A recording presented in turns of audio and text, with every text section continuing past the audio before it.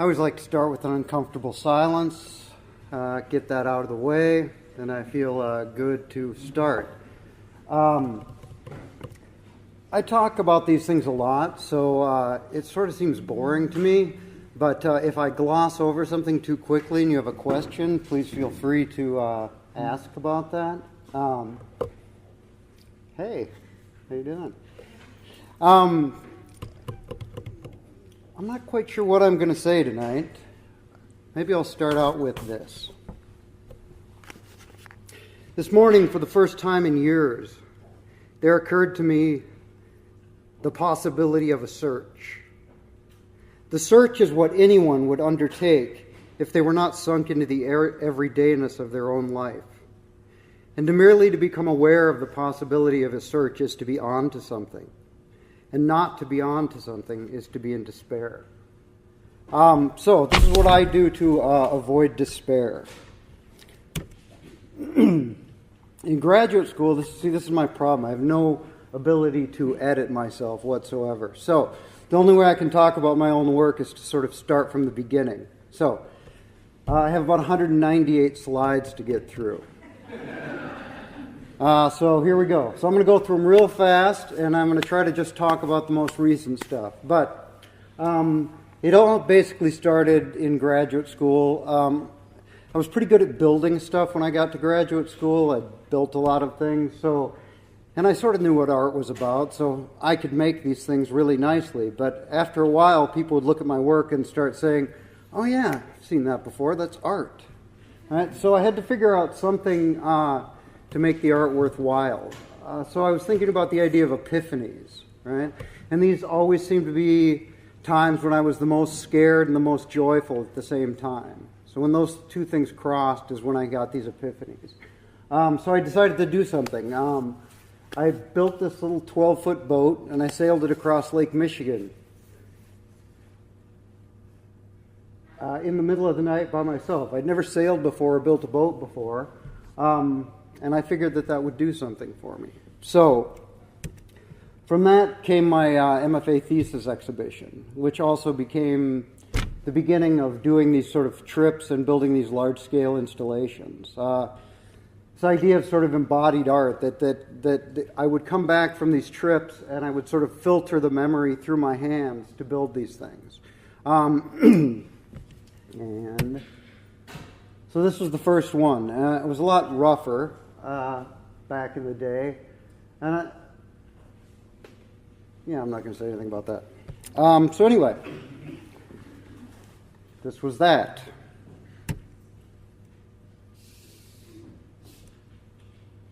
So that seemed to work so well that I decided sailing across Lake Superior would be better, because Lake Superior is bigger and colder and scarier.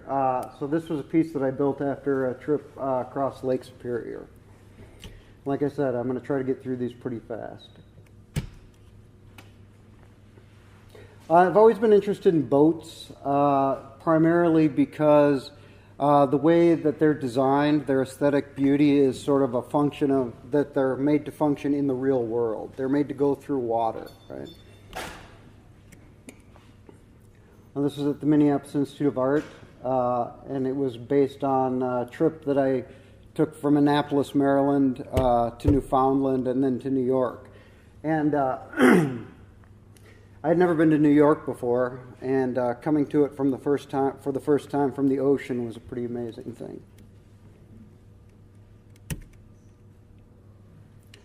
This one I was really interested in the idea that the structure of the water as well as the boat.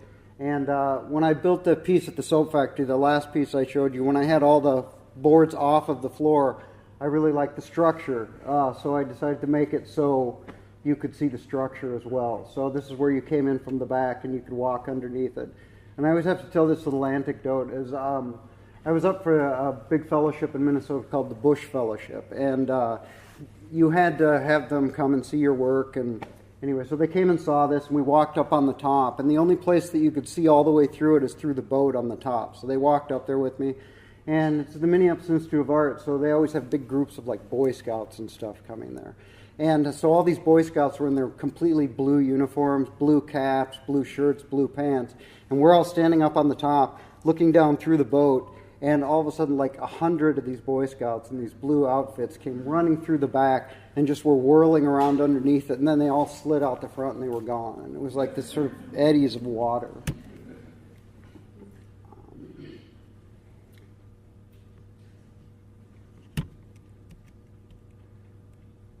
I usually talk a lot about these, but I'm not going to. I want to get to what happened this summer. This was based on the trip to New York. I remember seeing, when I went to New York, I remember seeing pictures of the Statue of Liberty when it was being worked on. You know, they were rebuilding it, it had scaffolding all the way around it. And I was really interested in that idea of seeing the sculpture through the scaffolding. So I wanted to build a piece at Socrates Sculpture Park in New York that would take a scaffolding to put up, but then I would leave the scaffolding there afterwards. All right, I have to say something else about this. If anybody familiar with Mark DeSuvero? He started this sculpture park, and when I first built this, it had structure all the way down around it. It was completely wrapped in structure. But when I got back from putting this thing up, drove all the way from Minnesota to New York, put it up in 4 days, drove all the way back, and I'd been back one day, and I get a call, and it's Mark DeSuvero, who, it was pretty amazing to get a call from him, asked me if I'd be willing to come back and do something, because there were a lot of kids that lived around the park, and they were afraid they might climb up it and fall off of it. So I'm like, sure. So I drove back out there the very next weekend, and we rearranged it so nobody could climb up it very easily. But the cool part about that was he was so happy about me coming back to fix it that next weekend that he let me stay in his studio while I was working on it. And so I got to sleep on this bed that was hanging from a giant sculpture inside of Mark DeSuvero's studio, which was a pretty amazing thing.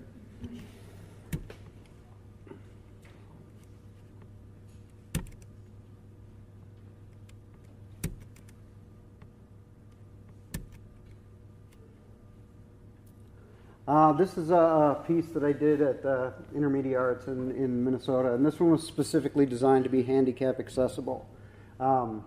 It had double reinforced flooring. It also had the ramp going to it, yeah.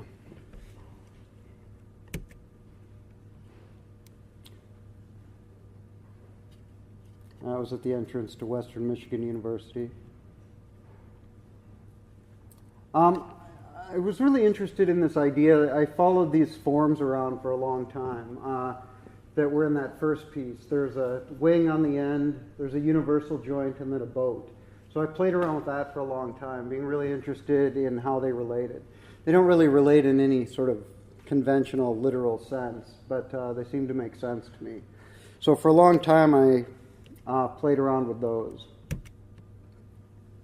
I got this grant in Minnesota called the Emerging Artist Grant, and he had to be in the show with these other people that got the grant at the same time, but I wasn't really interested in having my work next to theirs, so I decided to build a room inside of the room, and tapered all the boards an inch smaller at the top than they were at the bottom, very gradually, so you could barely tell. But when you got on the inside, all the wood on the inside got correspondingly smaller. So when you walked around, you had to duck down and look into it, and because of the forced perspective, it seemed about 3 times as tall inside as it did outside.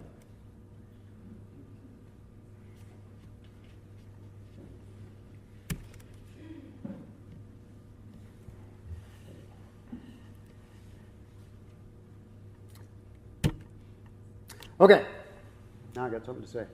All right, so I was using those forms for a long time, the boat, the universal joint, and the wing, and I'd been making things, and I realized I hadn't really taken any boat trips in a long time or done anything like that, but I was still using these forms. They didn't seem that relevant to me anymore. And so I asked myself why I'd been hauling around these forms for so long, so I decided to figure that out, that I would literally haul them around. So I started making these, what I called angel suits. So I carved these things, and they all had trailer hitches on the back of them. So I would put these things on, and I would attach them to these sculptures, and then I would pull these sculptures around. So I decided what it would be like to literally haul the pieces around.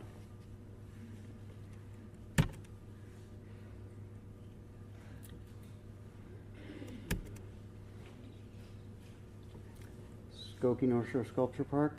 This one's got all sorts of really funny things about it, mostly because it's 52 feet tall, and we had to stand it up in one piece in place. And we had to do it with my brother-in-law's Suburban. So as we were pulling it up, I had to make this a functional universal joint right here, so we pivot on that. So we had to lean it up, but we used nylon rope, and a characteristic of nylon rope is it stretches a lot.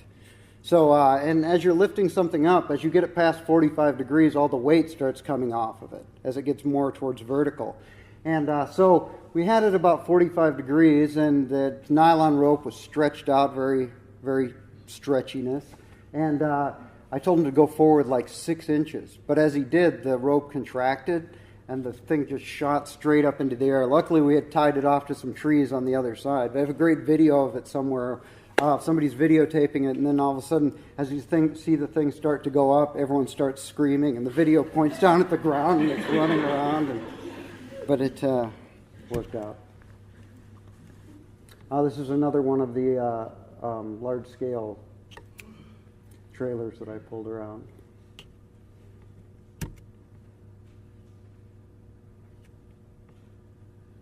That's a bad picture.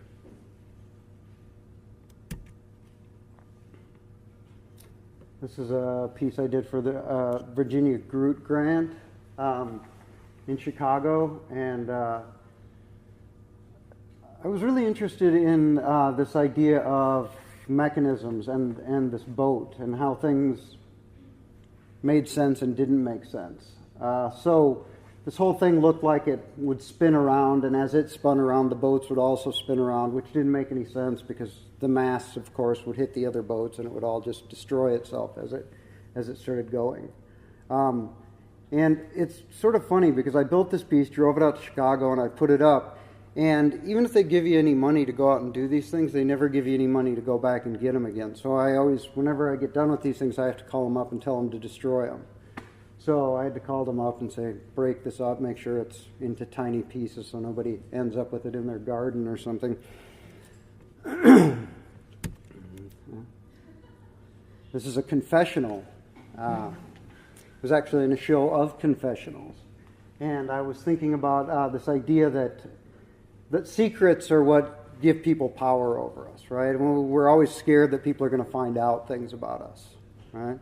And I figured that if you had this confessional, that when you confessed, I mean, this idea of setting yourself free, you confessed, you would do it in a glass box, and everyone would be able to hear and see you confess. So once you put those things out there and everybody knew all the horrible secrets about you, there'd be nothing you'd be afraid of anymore. Right? This also had a trailer hitch on it that I could pull around and let people confess with. This is at Claremont Graduate University. I've always really been interested in waves and water and the structure of waves and water. And I wanted to do a piece that was just completely covered the room in these waves that you could walk around on. And it went up about 9 feet in the back. And this is sort of funny because Claremont Graduate University is this really fancy university, and all these graduate students were supposed to help me build this piece. And I got there, and they were very cool, these guys, and much cooler than I was. And so I'm like trying to get them to help me, but all they would do is stand around and say things like, "Would you ever consider not using material to make sculpture?" and stuff like that. So actually, I used to teach at this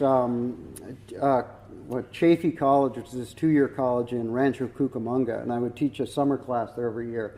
And so I couldn't get these graduate students to do anything. And so I called up all these kids from this 2-year college that were just like the greatest kids in the world, and they all just showed up, and we built this thing. And so it's always very humbling to me that people are willing to help me build these things. Then, when I was teaching down there, I got asked to be in a show at Huntington Beach Center for Contemporary Art or something like that. I can't remember what the name was. But I only had 2 weeks to build this piece, and the only thing I had with me was a bandsaw and a table saw and a jigsaw. So I had to figure out how to build this out of Home Depot wood with a, grinder and a couple of things. So anybody familiar with the artist V.S. Selman? Well, this, I was asked to be in, they paired up artists, and I was in a room with her. And so this piece was right next to, I don't know if you've ever seen the drawing of waves of water. So that was on the wall opposite this piece. So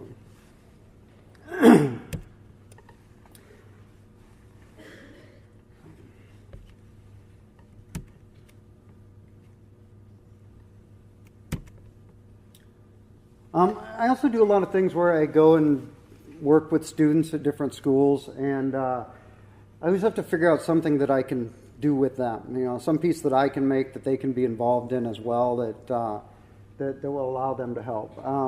And this is a piece that I did at Mount Hood Community College with the students there, where this is actually, it looks like 5 separate circles of wood, but it's actually one piece of wood that's joined together in this loop that keeps going around. So this is 1,000 feet of linear feet of laminated wood that's all connected.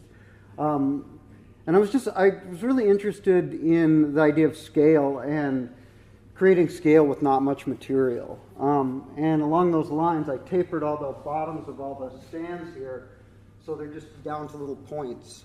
So the whole piece is supported on a space that's less than 3/4 of an inch by 3/4 of an inch.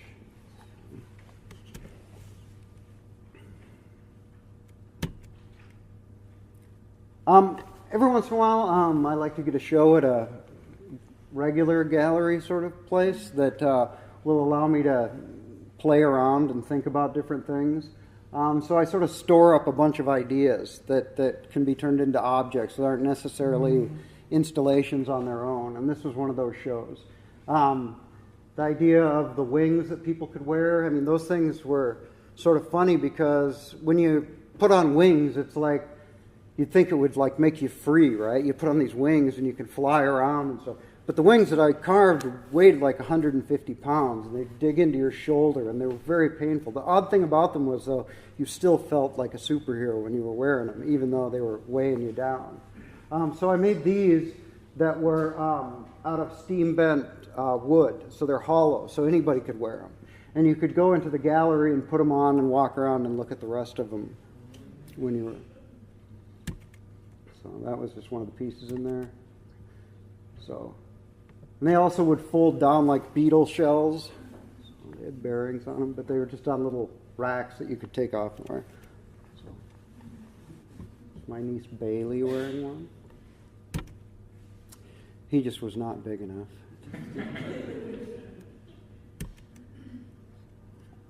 This is about the time when I started thinking about thorns. For the same reason I started thinking about airplanes and boats.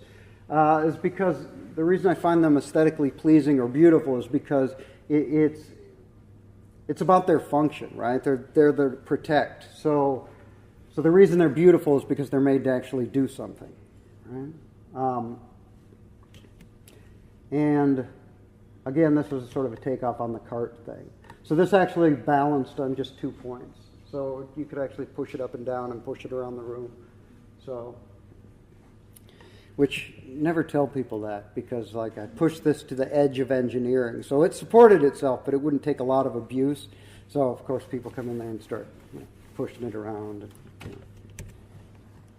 This is the first time I started doing these thorns in this show.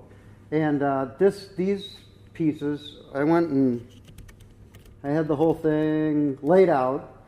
And I put it all together, and that space over there was missing something. I can't help thinking about the installation. So it was the weekend before the show, so I had to come up with another sculpture to do over the weekend that would fit in there.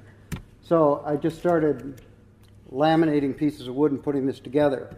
And it actually turned out to be the most significant part of the show, which I find is quite true. The things that I usually have to crank out, things that have this sense of urgency, things that I don't think about or overthink tend to be a lot better than the things that I spend a lot of time thinking about. So Now, every once in a while, you have to clean things out, right? So I had a bunch of these pieces.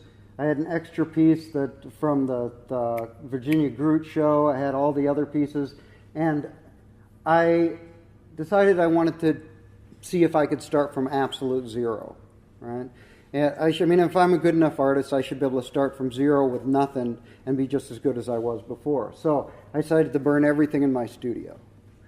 So I took all these pieces and used the wings to light them, and so I walked around with that. It was a performance piece called Icarus, and I don't know if you've ever done anything like this, but you get sort of worked up, and I got so excited that I started running into my studio, and I grabbed everything.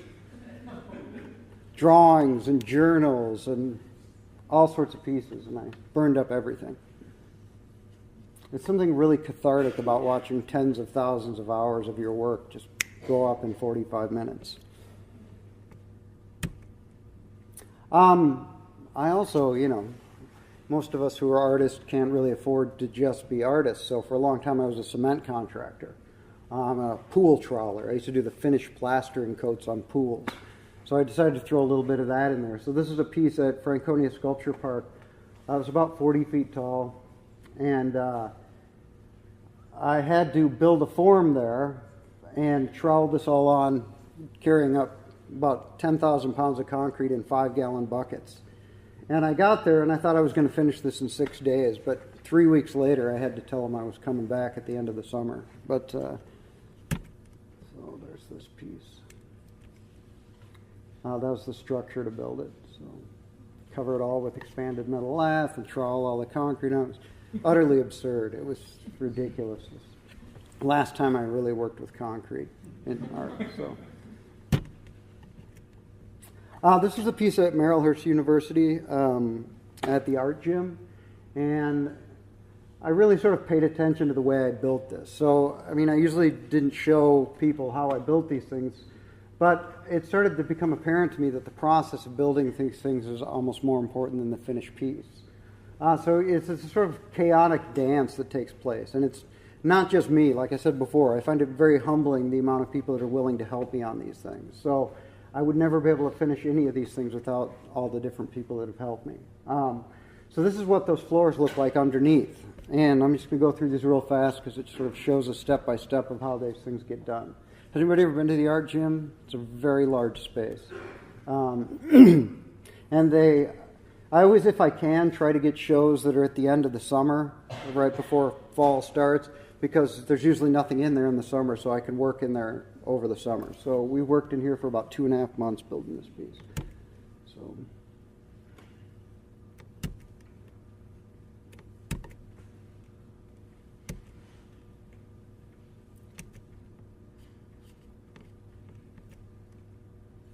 And you usually have to work on everything at once, so it gets really nuts in there.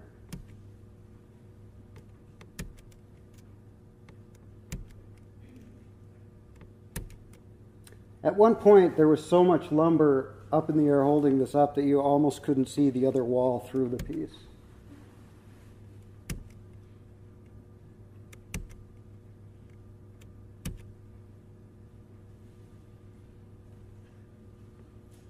And that's the finished piece. I also have become aware that the process of obtaining materials and how I use materials is, I suppose, to any artist is important. But all these pieces, I needed really long pieces of 2.5 by 2.5 feet pieces of wood. So I had a neighbor, I lived out in Estacada, who had an old tree farm that they let go. And so he had all these trees that were like 60 feet tall, that had no branches on them because they all grew up next to each other perfectly straight. So I took those trees and I cut down about 30 of those trees, and using a circular saw I cut these pieces of wood out of the trees.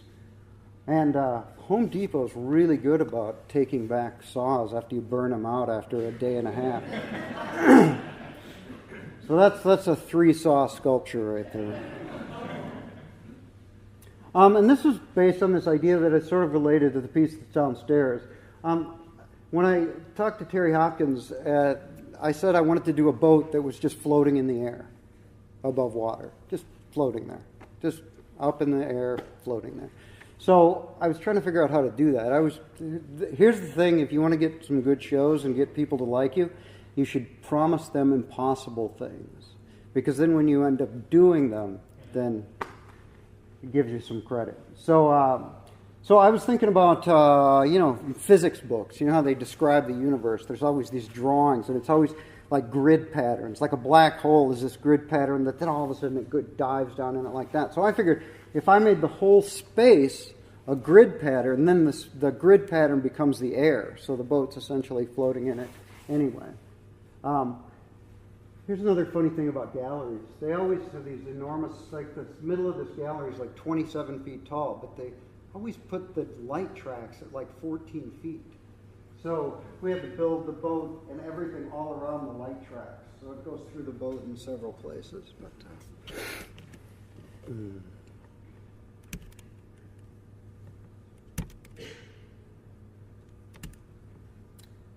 And most of these things people can walk on. It's pretty important generally to have people walk on these things for me. This is at the Ogle Gallery again. And this was essentially me giving the last hurrah to the universal joint. Because I love the universal joint. It has nothing to do with the word universal. It has to do, again, with something that functions, right? So I was really interested in that idea. And so I wanted to do this exact replica of this universal joint that started all, this one that I found in a bucket of water on a farm. So that's about 4 feet tall. And then I figured I wanted to figure out how to bend a 6x6 into a perfect 24-foot circle. And most of this is made out of old cull timbers.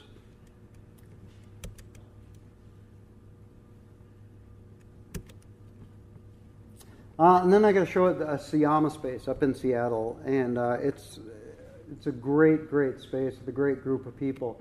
And I wanted to do something that was really spectacular there, something that really took on the space.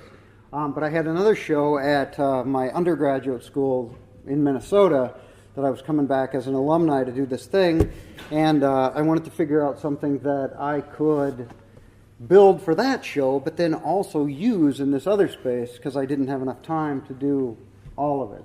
So I built this, it's called Deviations from Plum.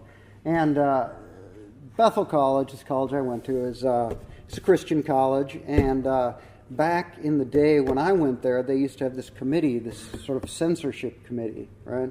So before they put anything into the galleries, it had to go before the censorship committee to see if there's anything offensive about it. So I thought, they're going to have me back. I should do something, funny. So I thought I was going to get there. I was going to put this thing up, and these thorns are very pointy, and but you had to walk around in them. And I thought I was going to put it up. So there's 800 thorns, and I made 800 corks that hang from the end of all the thorns. So I thought they were going to go, hey, you can't have that, it's too dangerous. And I was going to say, very snidely, well, there's 800 corks hanging from those 800 thorns. You go make it as safe as you want. But it turns out they were just very nice, and I felt like an asshole.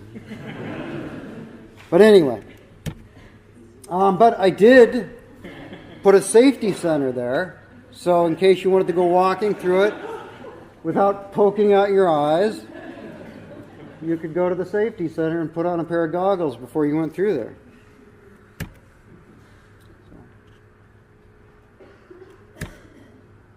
And this is the piece that I proposed at Syama Space. And I don't really build models, so I did this really terrible model drawing of it, gave it to them.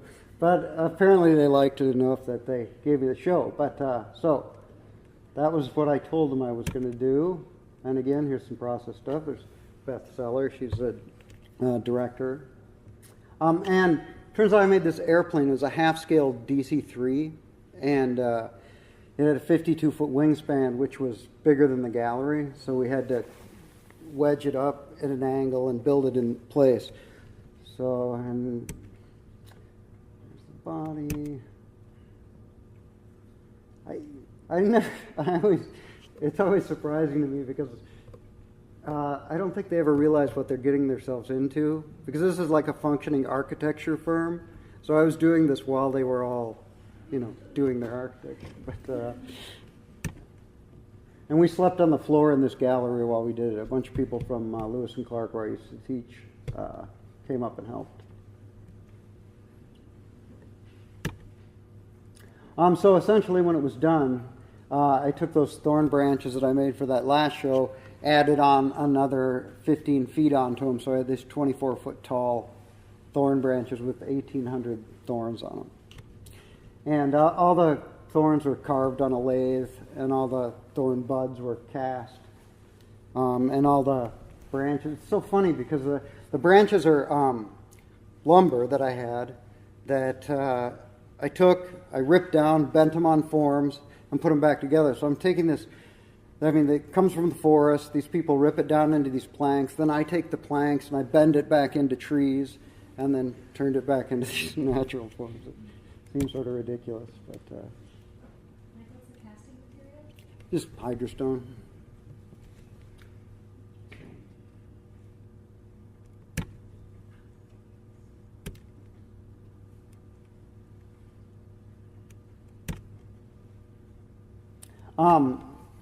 Me and my wife, Kim, and our two daughters took a trip around the Sea of Cortez. It was all inspired by the book, The Log of the Sea of Cortez by John Steinbeck. So we got a sailboat and towed it all the way down to San Carlos and put it in the water and sailed around the Sea of Cortez for 8 weeks.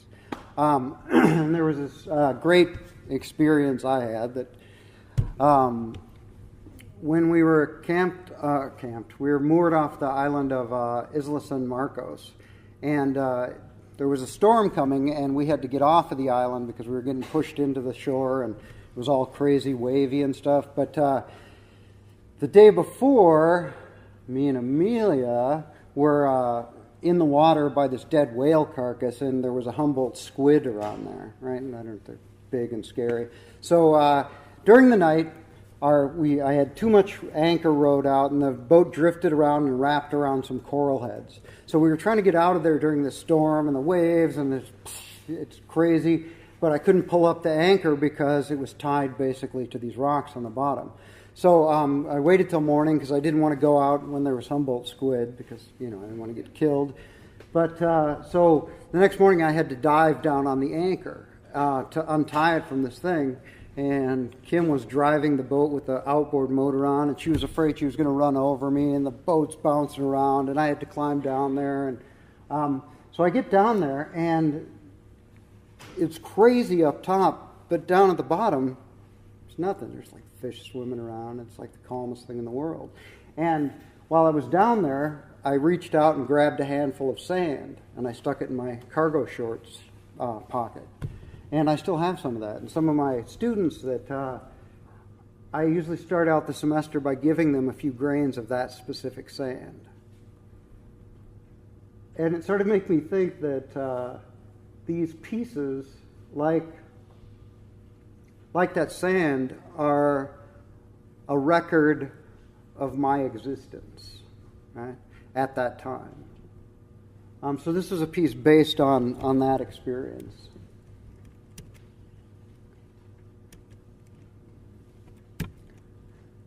So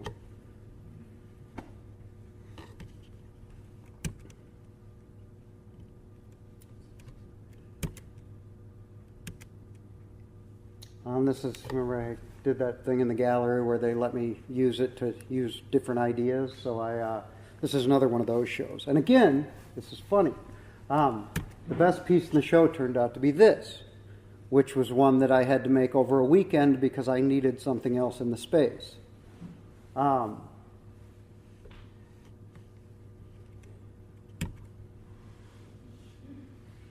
This one's called The Last Supper. It's a big target with these F-16s that are thrown like darts at it.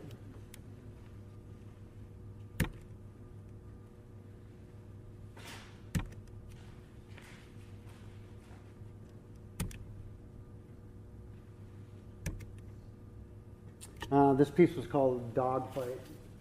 And there are two two F-16s on these things, and I made these wheels out of cast porcelain, and so you could actually push these things around the room and chase each other with them. But they were chained together and wrapped around this post with this wooden chain, which I get sort of hooked on things. Like, I got really fascinated by this idea of making wooden chain. So there's that. These planes are actually still hanging up at Sayama Space. Okay, so the idea of the chain. So I get really obsessive about making these things. So I thought, that was about 150 links to make that. So I thought I should make this thorn thing, but I also want to use this chain as sort of binding. So I never like to leave a gallery the way it is. I always like to put in some architectural aspect of my own to change it some. So I took and built a new floor in the gallery at about a 12-degree angle. So we had to start out by building the whole floor. This is these are two of my students, Kyle Thompson and Gustav. And this is after we worked for... Usually we go down and we do these things. I get these people to come with us. We drive straight to wherever the hell it is, and then we work 18, 20 hours a day and get these things done. They usually only have like 4 days to a week to get these things done. And this is after a couple of those days. So I decided I needed 1,200 feet of wooden chain. So I had to make 3,300 links.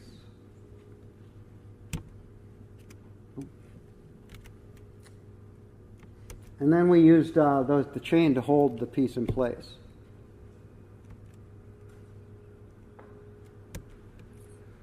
Gustav.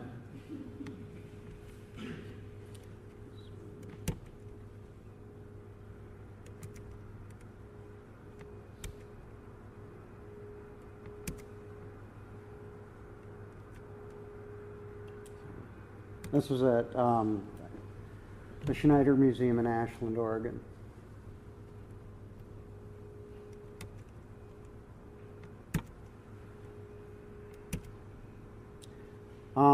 And then based on that, I had, this is a page out of my journal, and the next piece that I'm going to show you is all based off this drawing. And I have to tell you a little story that Beth Sellers, who's the director of the Sayama Space up in Seattle, was very kind to me in reading a grant application that I put in. I asked her if she'd read it, and it was the last minute. Could she really do it? And she's a very busy person. So she spent 3 hours editing this thing for me, but I had already sent it in. So basically I wasted 3 hours of her time and felt so bad about it that I ripped this page out of my journal and I sent it to her. And I said, "This is my favorite journal page, and I'm sorry." So she has that now. So I had to figure out how to make that. So I made these wooden tubes. Oh, I don't know. I'll show you. These are these thorns, but I wanted them all to be different and have sort of a naturalistic curve. So they're all made out of, 10-sided tubes that were tapered, then cut at an angle, and then twisted and glued back together. Kyle Thompson.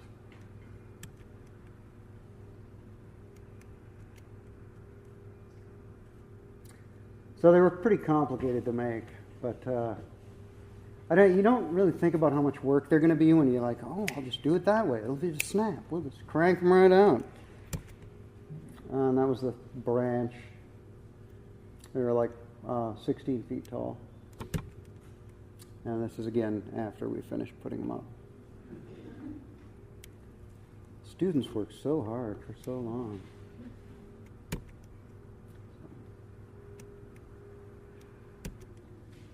That's the San Jose Institute for Contemporary Art.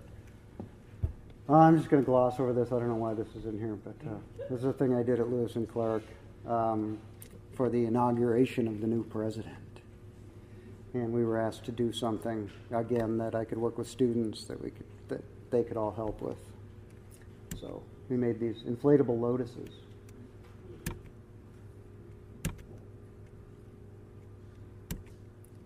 Oh, look who it is. So I'll go through these quick.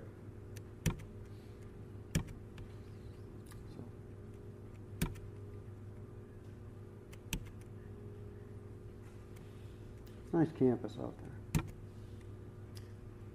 These are other things that we used to do. I really like to get the students to do ridiculous things too. So we usually built airplanes in our classes, and then we'd have to go run around the campus with them and have dog fights and pretend we were flying them. So.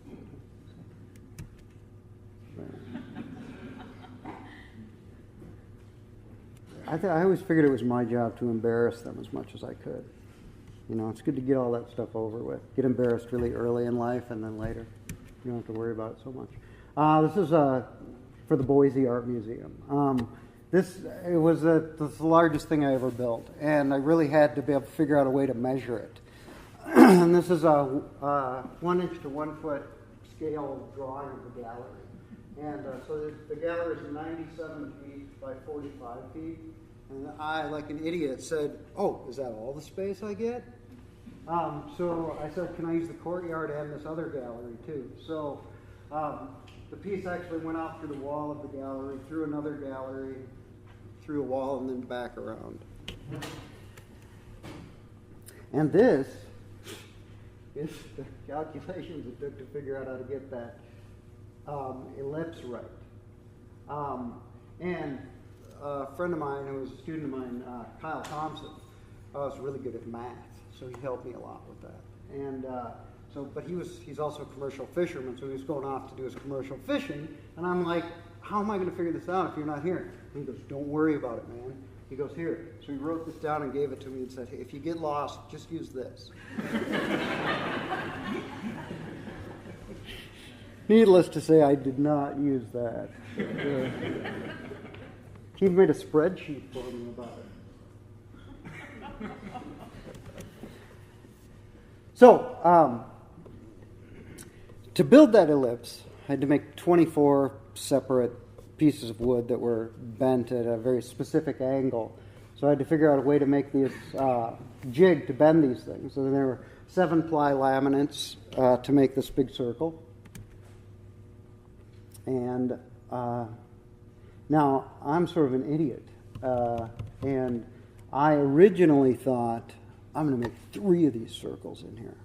So I actually made enough material to make 3 of these circles, which I did not use. And I had to figure out how to make... No,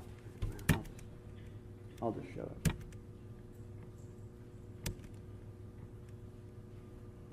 Students, again, very helpful. So this is in the gallery. So all those laminated pieces of wood became this ellipse that was 90-some feet across. And then we had to skin the whole thing and then lift it 147-foot piece into place at one time, which was pretty crazy to lift that. I stood in the middle and just by eye looked at it, and then we had 7 points around the thing. They were all with block and tackles and come-alongs and all sorts of stuff, and I'd be like, "Jim, up 2 inches, Thad, down 2 inches," and it was crazy. I had an NEA grant for, an Paul J. Allen grant for, so I was able to fly friends of mine from all over the country in to help, and they put us up in a hotel for 2 weeks.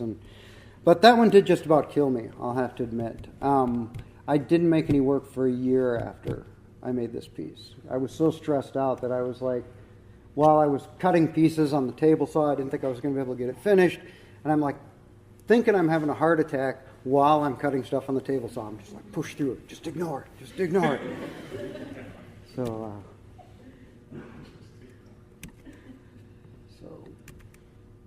that's the finished piece. So you can see it goes up and around through 22-foot ceilings. It goes up through the window and back around through another gallery.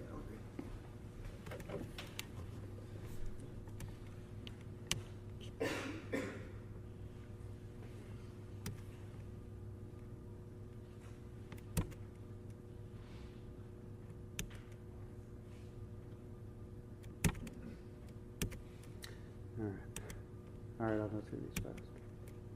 I want to get to how it happened this summer. Oh, here's the scariest thing in the world. We got the whole thing up, right?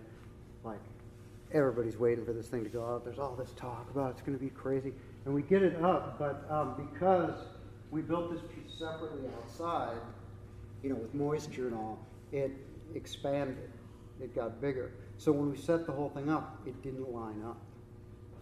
And it was like right through the window. And we had to do some fancy figuring, but I was just about losing it at that point. But anyway, it worked out fine.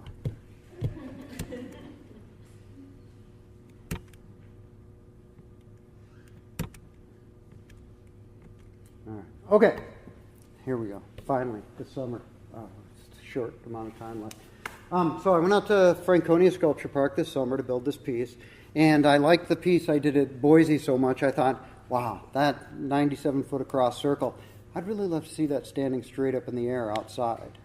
So I went out there and built all these structures out of rebar, which I learned later I probably shouldn't have used. But so I had to build these structures. This thing's 40 feet across, this circle, and then this functions the same way those laminate beams did in the last piece, where I had wooden circles on there that then I was going to nail wood to. So there's those.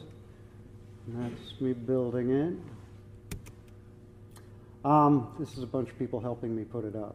Like I said before, once again, I do not build these things by myself. And I'm very humbled by the fact that people will continue to help me do these ridiculous things. So there we are, lifting it up in the air.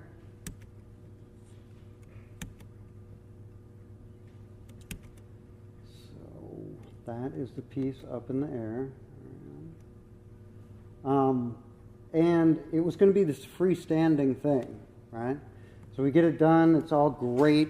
It's just being held. It just stands up there and just moves slightly in the breeze like that. And I get it all done, working like 16 hours a day for like a month to get this thing done.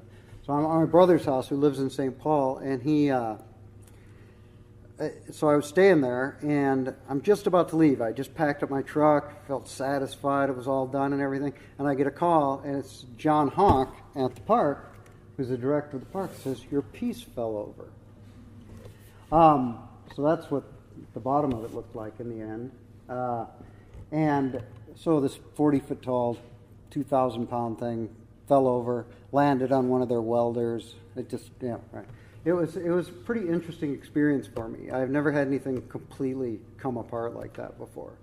And it ended up being a beautiful thing because I always think about, I thought of it as like my greatest failure, but it was this thing that it happened. It fell over, and I had a couple other setbacks that year, and so I was feeling very vulnerable. And this thing, I thought it was great. It was like heroic. I got it up, and I'm like, yes!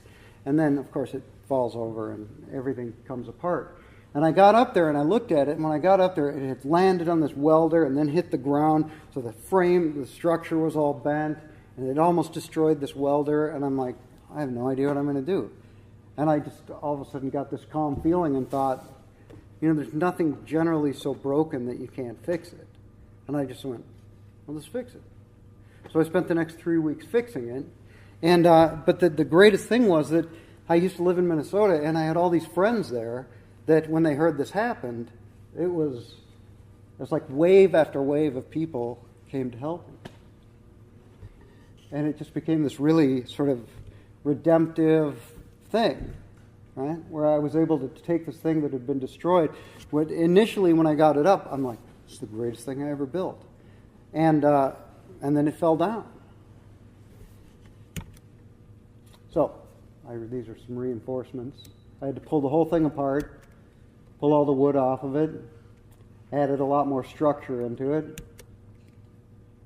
And I had made all these fancy joints to join the thing together so I could take it apart. And then after it fell over, I'm like, no way. So I just welded everything together. And I built these 40-foot tall, 41-foot tall steel structures. And put that on there. This also has a monitoring station at it. These 7 24-foot tall towers with 6-watt LEDs on the top of them, and these speakers in these tubes that point at the piece. So every 7 seconds, the lights flash and the speakers make a thumping sound. But since these tubes are directed at the piece, the only place that you can really hear the sound and see the lights are directly in front of the piece or directly behind the piece.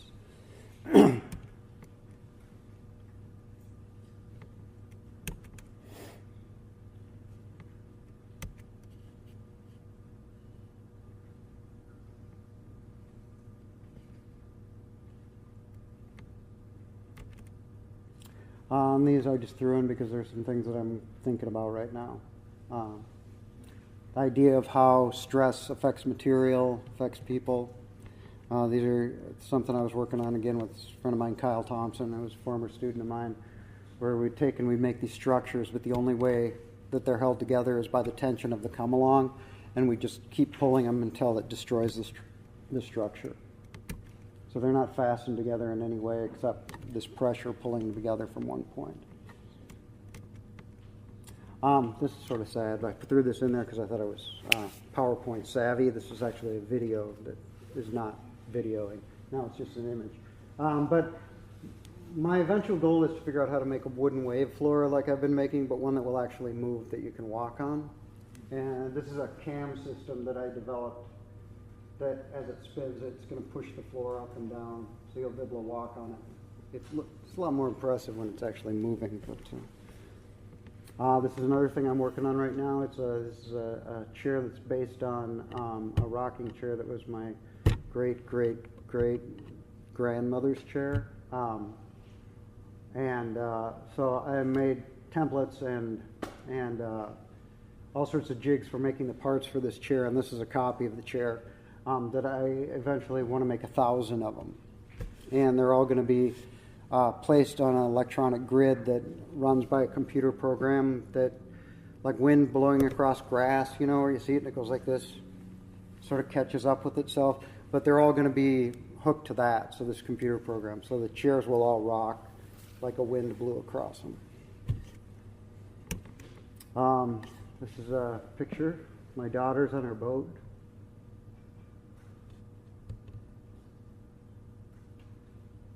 This is on the Sea of Cortez, where as we were sailing across back from the Bay of Conception, we got followed by this pod of dolphins. There's like 4,000 dolphins.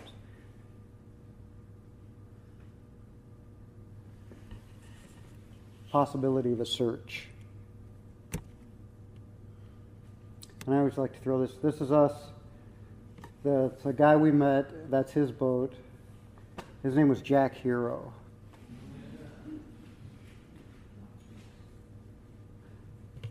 So this is us chasing Jack Hero across the Sea of Cortez.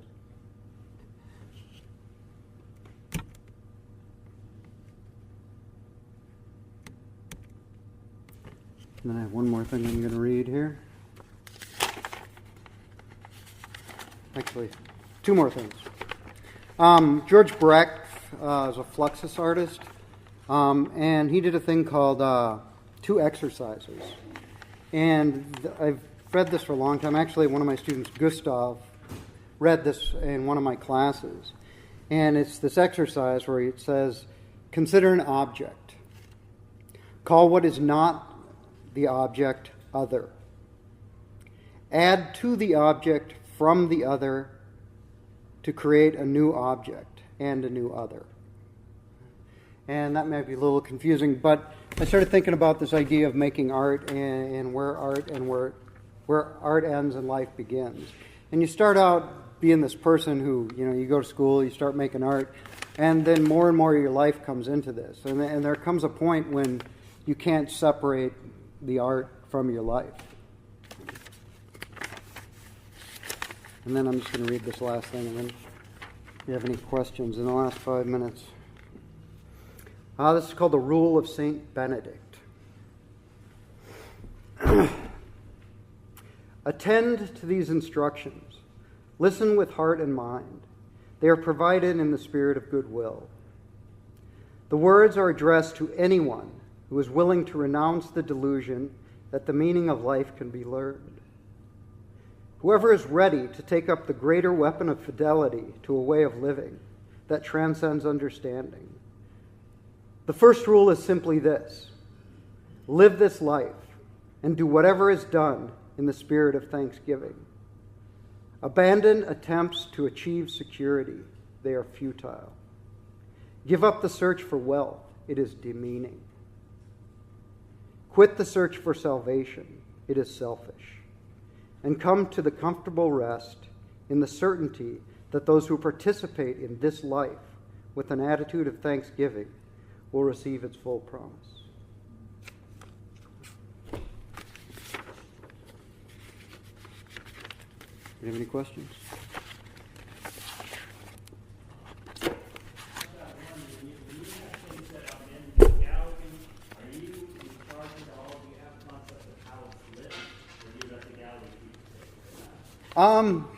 Sometimes I do, sometimes I let them do it. Sometimes I'm too tired by the end of the thing and I'm just like, whatever. So, yeah. Yeah. Have you ever been to Burning Man? I've never been to Burning Man. Have you seen a lot of the art that's been there? I've seen pictures of it. Mm-hmm. Yeah. Why wood? Why wood? Because I think it's the hardest material to work with. Usually that's a challenge. No, I think it's the reason I like it is because there's sort of a ritualistic sense in the tools that you use. You have to keep them sharp. You have to take care of them. There's different kinds of fasteners for wood. So many different relative things about wood. The types of wood, the relative dryness of the wood, the density of the wood, the age of the wood. I just have not. I found that it's, for me anyway, about the most challenging thing to work with.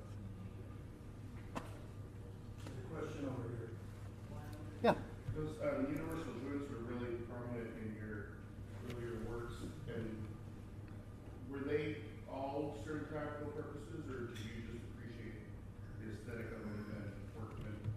Yeah, I just appreciated the aesthetic of them. I found one in a bucket of water on a farm once, and it was so caked with rust that I took it and I sandblasted it, and it seemed very sculptural to me, and I was really just interested in it aesthetically.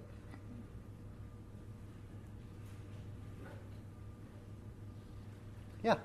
Your wood chains, do you do them from one piece of wood and then connect them, or is each link done separately and glued? Each link is done separately. Mm-hmm. Yeah. You were talking about how exhilarating it was seeing all this work that you did in that 45 seconds, watching it, taking it, learning it. How did you feel an hour afterwards, knowing that everything is gone? Were you still exhilarated, or was it more of a, oh my God, what did I do? No, it felt pretty good. Yeah, absolutely. Yeah. I mean, I love the fact that my stuff gets destroyed and doesn't stay around for a long time, because, like, that thing that I did at the Boise Art Museum, it was like 90 feet across, but when I tell people about it in a year, it was 120 feet across. I love the idea of legend and storytelling, right? And when I exaggerate and tell people that things were bigger than they were, that's completely legitimate, because they were not there. Right?